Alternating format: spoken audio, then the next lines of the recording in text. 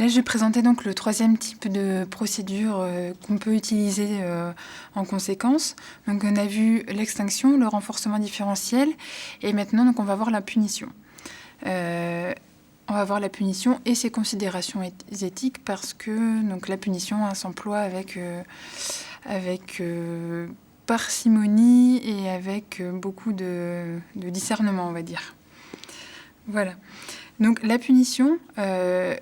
bien sûr que ce n'est pas la punition au sens commun, on va justement vraiment voir comment elle se définit du sens commun, mais la punition, là, c'est vraiment dans sa terminologie ABA qu'on l'utilise, et pour nous, la punition signifie c'est une procédure, c'est aussi un principe du comportement, comme l'extinction, comme le renforcement, la motivation et puis le contrôle du stimulus. Mais donc c'est un principe ou une procédure qui amène un comportement à devenir moins fréquent, soit parce qu'on ajoute parce qu'on donne une conséquence désagréable, ce qu'on appelle la punition positive, soit parce qu'on retire une conséquence agréable qui avait l'habitude de se produire, et là c'est la punition négative.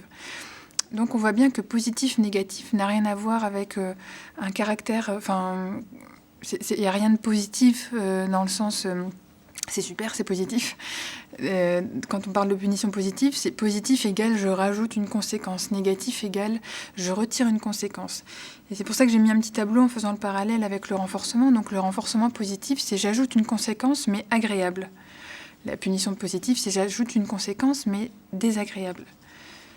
Le renforcement négatif, c'est je retire, négatif, je retire une conséquence mais qui était désagréable, et la punition négative, c'est je retire une conséquence agréable. Voilà. Donc, je vais présenter donc, les deux types de punition, la punition positive et la punition négative. Et pour chacun de ces types de punition, je vais donc parler de quelques procédures qui en découlent et qui peuvent être utilisées dans certains cas. Voilà.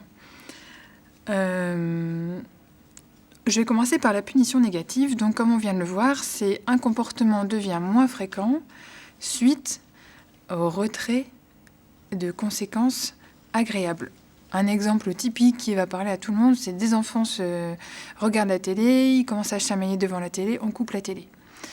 Ils étaient engagés dans une activité agréable, il y a eu un problème de comportement, conséquence, arrêt de l'activité agréable.